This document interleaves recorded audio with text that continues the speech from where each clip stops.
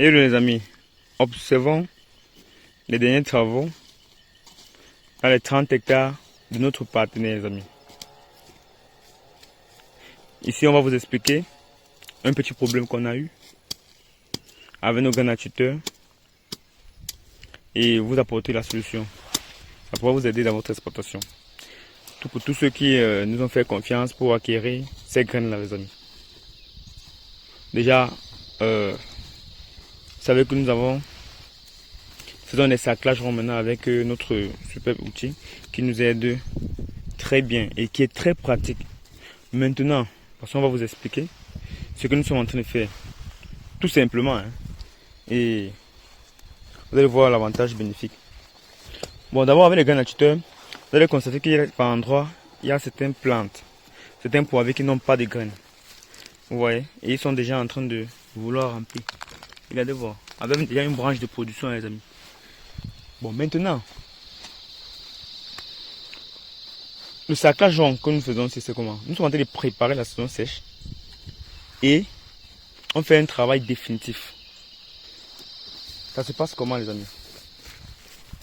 Les grains naturels qui sont morts aussi, c'est évidemment, vous savez qu'il faut beaucoup faire confiance aussi à vos techniciens parce que c'est eux qui sont sur le terrain, c'est eux qui constatent, qui savent ce qui va et ce qui ne va pas, les amis. On a étudié pourquoi, parce qu'on est par endroit, on a certaines graines par endroit, les amis, qu'on ne voyait pas. En fait, ce sont les rats qui sont en train de manger ça, les amis. Vous voyez qu'avant de planter, on les traite d'abord, avant de les mettre en sol, avec de la cendre, de façon bio, pour que ça puisse tuer tous les termites qui peuvent déranger. Maintenant, on a les rats. Quand on plante, les rats viennent creuser la lèvre. C'est pourquoi on a nos amis, certains amis poivres, qui n'ont pas l'avantage d'avoir, comme celui-là, qui n'ont pas l'avantage d'avoir les graines à leur portée. Donc les rats les enlèvent. Et maintenant, nous sommes en train de préparer la saison sèche. Il ne faut pas qu'on travaille doublement. Partout là, il y a les graines naturelles, les poivres. Qu'est-ce qu'on fait? On ne va pas faire la propriété générale. Notre outil là nous aide à faire quoi? Des saclages ronds. Comme vous voyez comme cela. Les herbes vont un peu monter parce qu'il y a de l'eau au sol. Parce que l'eau, généralement ici, la saison pluvieuse peut finir en novembre. Mais en décembre, il y a encore un peu d'eau au sol. C'est en janvier que l'eau tarit complètement. Maintenant, quand il y a l'eau au sol, les herbes vont grandir. Ça va encore augmenter le volume de la taille. Mais il faut que, comme vous voyez, notre technicien est en train de travailler, aux alentours des poivriers, il n'y ait pas des herbes. Ça permet que même quand les herbes vont marcher à côté là, ça ne va pas déranger nos plantes. Et là maintenant, pendant la saison sèche, ces herbes là qui vont grandir, sera un avantage pour nos plantes, pour qu'ils puissent mieux se porter et mieux traverser la saison sèche. Bien entendu que nos graines naturels vont protéger déjà nos plantes pendant la saison sèche. C'est le cas de ce joli pied, les amis. Vous voyez, il est dedans, il est protégé. Donc la graine naturelle va jouer ce rôle-là. Et vous savez qu'à partir après de la première année, nos poivriers ne meurent plus, les amis.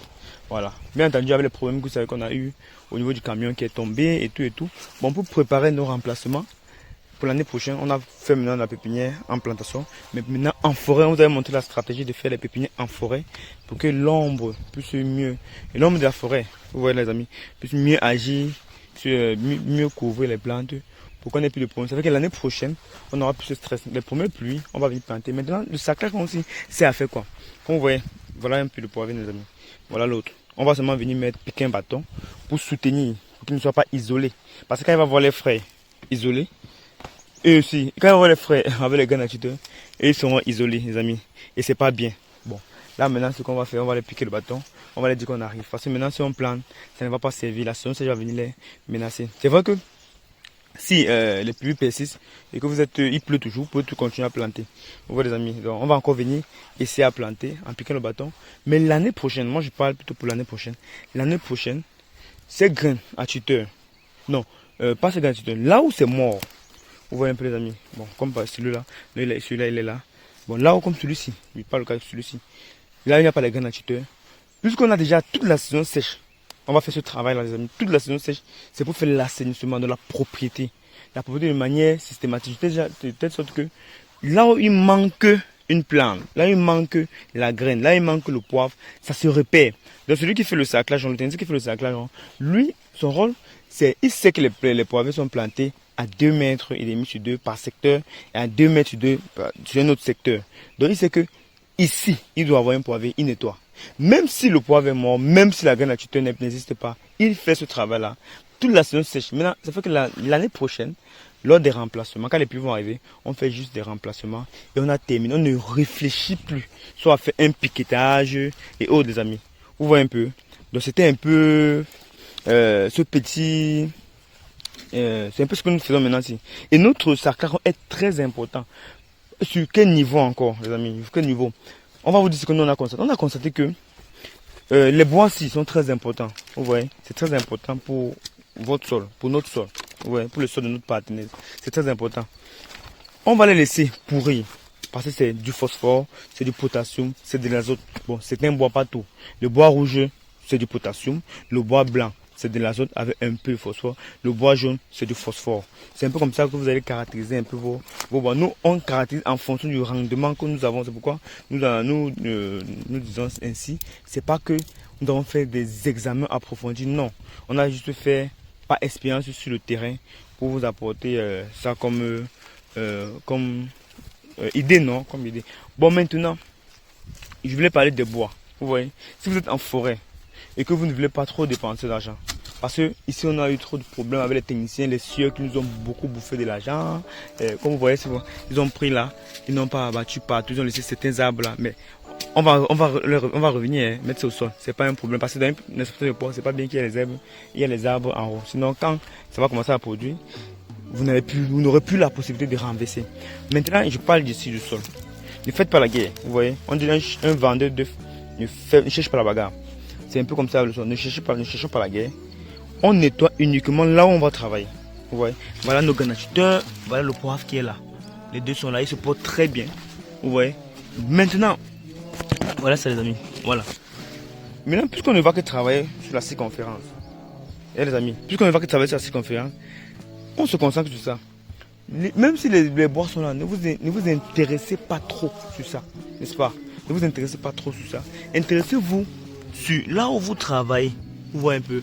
Intéressez-vous sur là où vous travaillez. Vous voyez comment on fait avec notre outil là. On s'intéresse juste là où on travaille. Et les amis. Voilà ce qu'on fait. Le reste est là, les bois là, les gros bois, vous laissez pourrir. C'est très important pour votre sol. Mais un sol bien nettoyé aussi, les amis, c'est bien. C'est bien pour marcher, pour circuler, pour se mouvoir. Mais si vous avez aussi la possibilité d'avoir les bois et que vous pouvez les laisser pourrir, c'est pas aussi une mauvaise idée, les amis. C'est toujours un fertilisant. Ça va vous permettre aussi de booster vos plantes. C'est très important. Donc pour dire, ne cherchez pas la bagarre. Vous ne travaillez que sur là où ça vous intéresse. Vous voyez les amis, comme ce que notre technicien est en train de faire, les amis. Vous voyez, il ne travaille que sur là où ça l'intéresse et il traverse.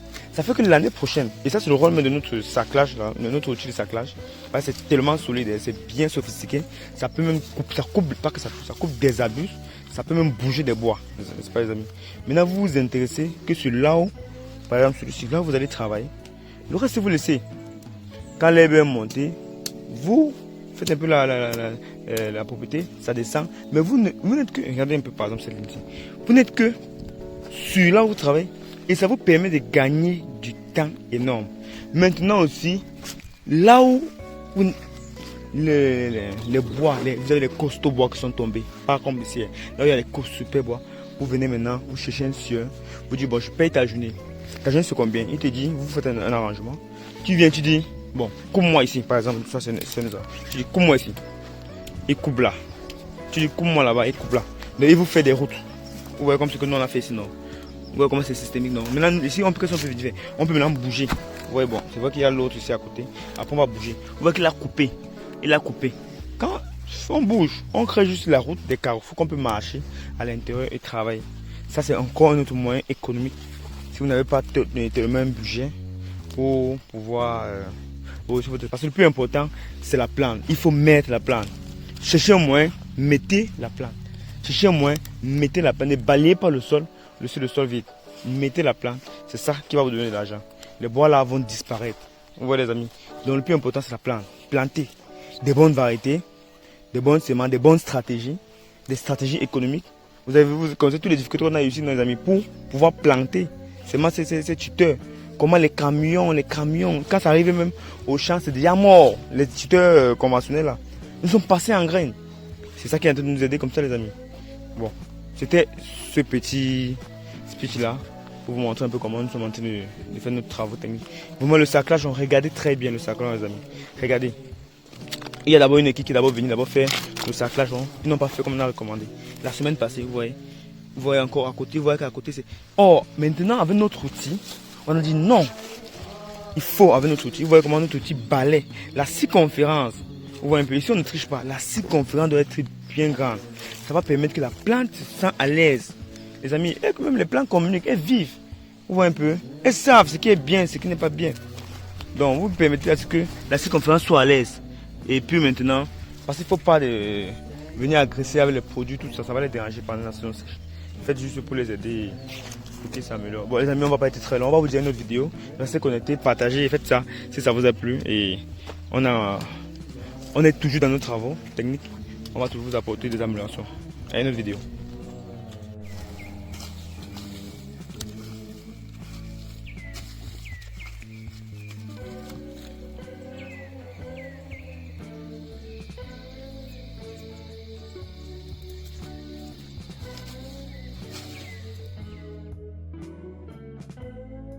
Bon les amis, côté finance maintenant, je vous explique ce qu'on a pu économiser avec cette méthode.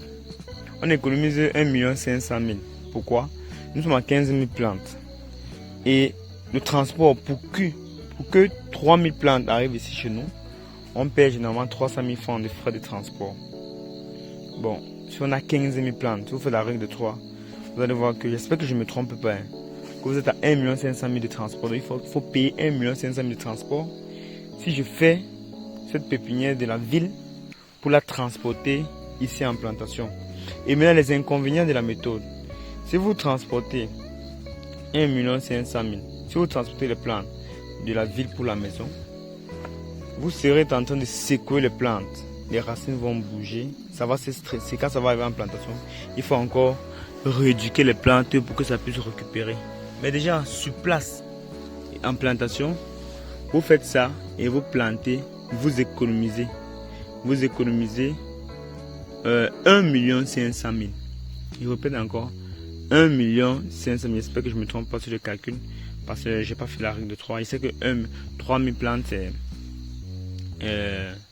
300 000, 6 000, c'est 600, 9 000, c'est 900 000. Vous voyez un peu les amis. Donc c'est proportionnel, non? Voilà. Donc du coup, vous voyez 1 500 000 que vous économisez. Vous économiserez en utilisant juste votre stratégie financière, votre knowledge, votre intelligence. Bon. Et avec plusieurs avantages. Parce que non seulement, je vous ai dit en saison sèche, on n'arrose pas. Vous voyez les amis, on n'arrose pas en saison sèche. Parce qu'on est dans l'ombre. On n'arrose pas.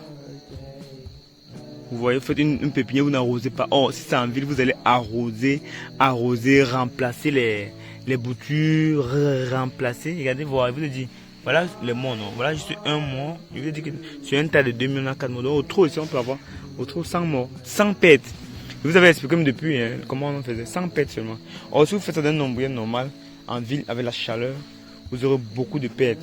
Mais si on a seulement, juste c'est minime, non? Et vous économisez encore 1 500 000. Donc, en conclusion, le but de cette vidéo, c'était de réfléchir. Et je pense même que nous avons utilisé les vidéos comme ça. Et il y a même un livre que Napoléon il a écrit à ce sujet. Et réfléchissez, devenez riche. Vous voyez, c'est pas en travaillant dur vous allez être riche. C'est en travaillant intelligemment. On gagne 1 500 000. Ces 1 500 000 va nous permettre à nettoyer la plantation en période de saison sèche. Donc, à préparer le terrain pendant la saison sèche. Donc avant les premières pluies, le terrain est déjà propre. On prend juste les plantes, on va les planter à l'arrivée des pluies et on est sain. On a réfléchi, on a gagné d'un côté, on a gagné en abscisse, on a gagné en données. Mais maintenant, je vous ai expliqué, avant de prendre cette décision ou faire cette stratégie, je vous ai dit comment vous devez vous prendre. Ne faites pas bêtement, sinon vous allez échouer. Soit vous vous faites guider par un expert qui maîtrise un peu la formule, soit vous prenez des formations à ce sujet. Parce que avant de faire la pépinière, vous ai expliqué, fin de saison, ça va dépendre de votre climat, de votre période, de votre ville, où vous vous trouvez. Fin de saison pluvieuse, début de saison sèche, la période de transition. Il faut d'abord, avant que les pluies n'arrêtent, que vos plantes ont... Vous voyez comment ça sort là, non? Je ne sais pas si vous voyez. Hein? Il faut que je rapproche la caméra. Vous allez voir les yeux. Vous voyez les yeux, non? Je ne sais pas si vous voyez comment ça grandit, ça évolue. C'est ça ici comme ça. Ça évolue. Donc fin de saison pluvieuse. Donc avant que les pluies vont finir, nous ne sommes pas Dieu pour produire les pluies. Même si maintenant les pluies finissent, les amis, même si maintenant les pluies finissent, on va. Qu'est-ce qu'on va faire? Nous sommes venus servir du fût. On va prendre, comme vous voyez là, non? Voilà le fût qu'on a, on a pris du fût. On va mettre de l'eau. Ça c'est juste pour prévoir. Hein. On va mettre de l'eau. Les pluies là qui vont tomber là, ça va tomber. Si les pluies arrêtent, on va prendre l'eau. On va chercher à avoir de l'eau pour venir arroser. De telle sorte que ça a deux feuilles. On veut seulement deux. Si ça a deux feuilles, vous arrêtez. Et puis maintenant la forêt fait son travail. La forêt va nourrir, va rafraîchir. Et puis la plante va se stabiliser. Et puis après ça va aller. Bon, fin de la vidéo. Et faites ça, hein. Faites toujours ça si c'est bien. On vous dit à une autre vidéo. Beaucoup de courage et bon début de campagne. Bon début de campagne agricole 2024.